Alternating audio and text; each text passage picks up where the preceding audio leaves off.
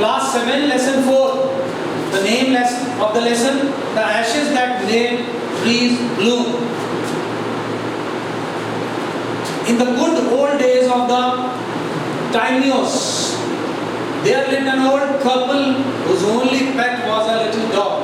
Having no children, they loved it as though it were a baby. The old dame made it a cushion of blue crepe and at mealtime Buko, for that was its name, would sit on it as snug as any cat. The kind people fed the pet with tidbits of fish from their own chopsticks and all the boiled rice it wanted. Thus treated the dumb creature, loved its protectors like a being with a soul. The old man, being a rice farmer, went daily with hoe or spade into the fields, working hard from morning until Otanto Sama, as the sun is called, had gone down behind the hills. Every day the dog followed him to work, never once harming the white heron that walked in the footsteps of the old man to pick up the worms, for the old fellow was patient and kind to everything that had life, and often turned a sword on purpose to give food to the birds. One day the dog came running to him, putting his paws against his legs and motioning with his hat to some spot behind.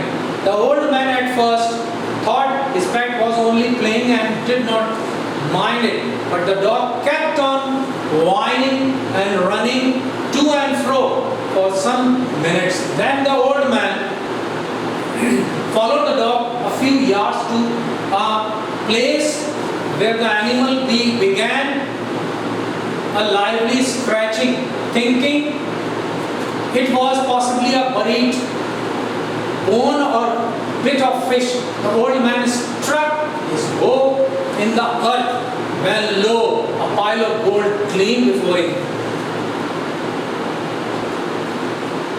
Thus, in an hour, the old couple were made rich. The good souls bought a piece of land, made a feast for their friends, and gave plentifully to their poor neighbors.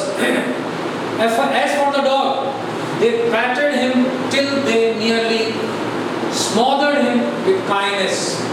Now in the same village there lived a wicked old man and his wife, not a bit sensitive and kind, who had always kicked and scolded all dogs whenever any passed their house. Hearing of their neighbors' good luck, they coaxed the dog into their garden and set before him bits of fish and other dainties, hoping he would find treasure for them. But the dog, being afraid of the cruel pair, would neither eat nor move. Then they dragged him out of doors, taking a spade and hoe with them.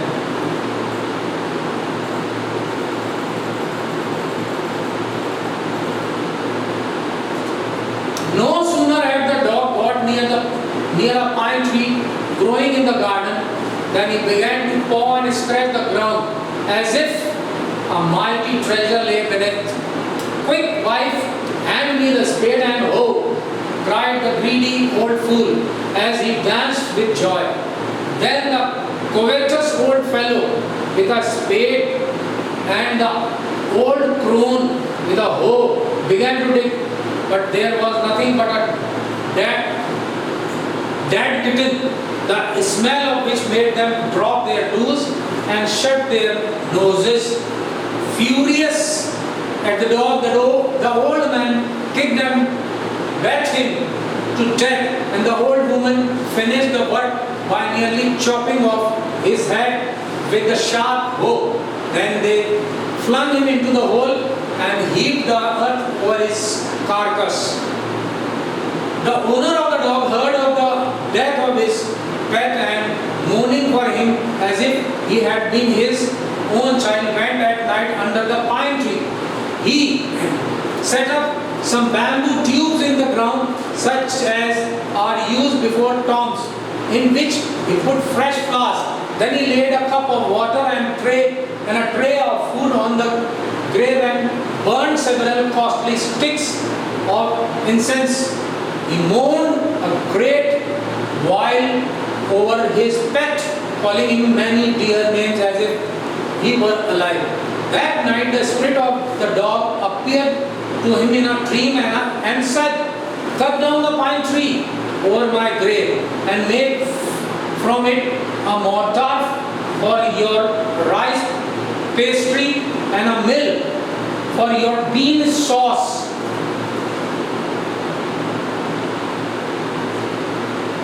So the old man chopped down the tree and cut out of the middle of the trunk a section about 2 feet long.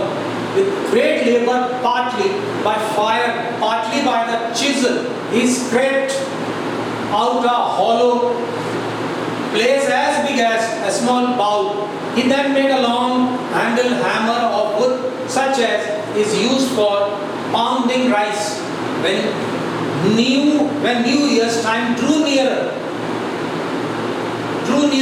he wished to make some rice pastry. When the rice was all boiled, Granny put it into the mortar.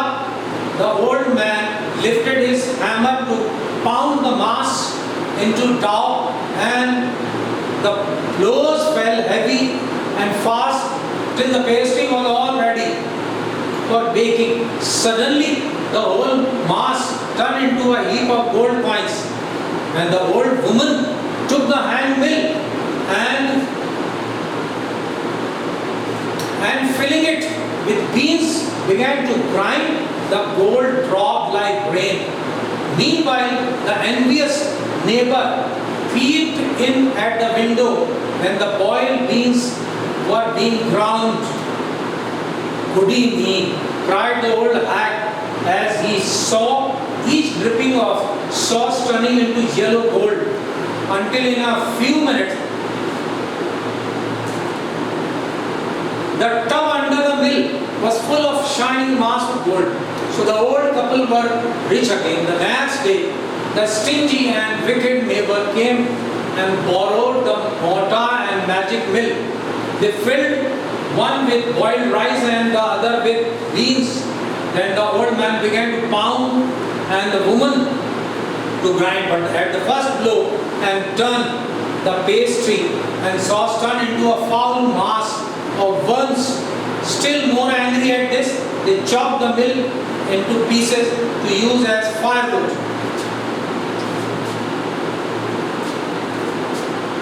Not long after that, the good old man dreamed again, and the spirit of the dog spoke to him, telling him how the wicked people had burned the mill made from the pine tree. "Take the ashes of the mill, sprinkle them on the withered trees, and they will bloom again," said the dog spirit.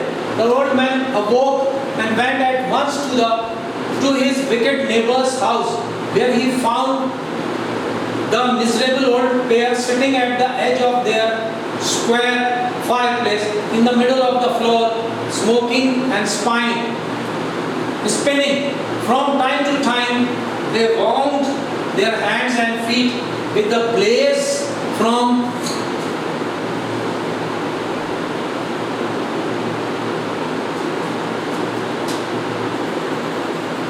some bits of the mill, while behind them lay a pile of the broken pieces.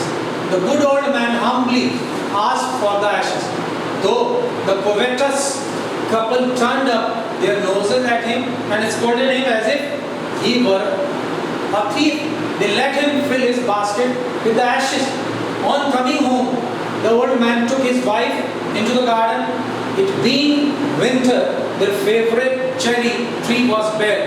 He sprinkled a pinch of ashes on it, and lo, it sprouted blossoms until it became a cloud of pink blooms which perfumed the air. The news of this filled the village, and everyone ran out to see the wonder.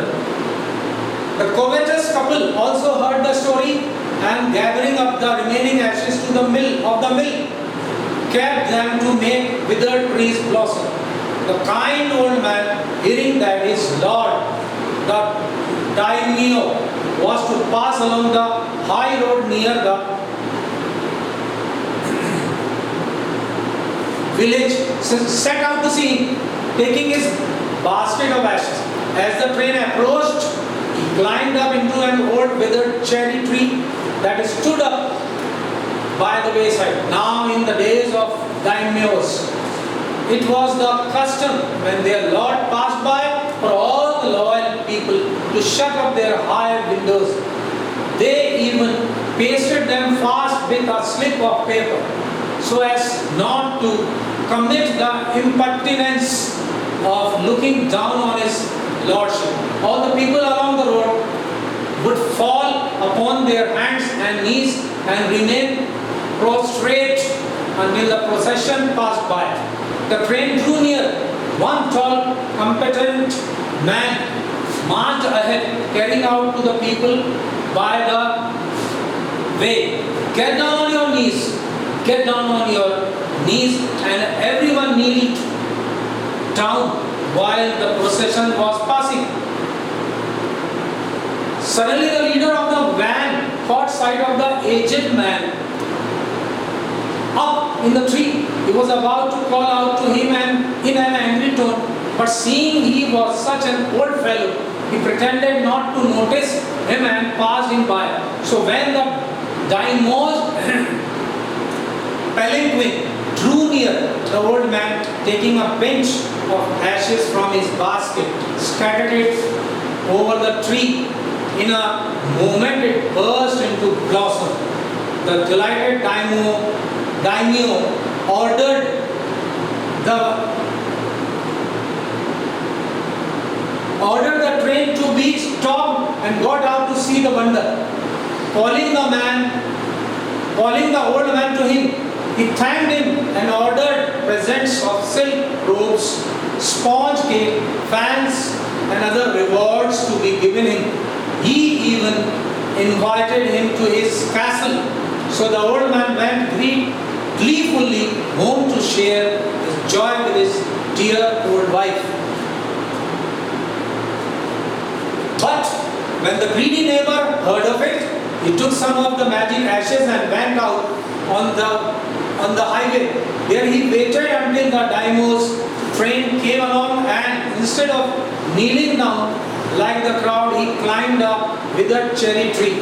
When the daimyo himself was almost directly under him, he threw a handful of ashes over the tree, which did not change a particle. The wind blew the fine dust in the noses and eyes of the daimyo and his wife. Such sneezing and choking, which spoiled all the pomp and dignity of the procession. The man whose business it was to cry, "Get down on your knees," seized the old fool by the collar, dragged him from the tree, and tumbled him and his ash basket into the ditch by the road. Then beating him soundly, he left him for dead. Thus the wicked old man died in the mud, but the kind friend of the dog dwelt in peace and plenty, and both he and his wife lived to a green old age.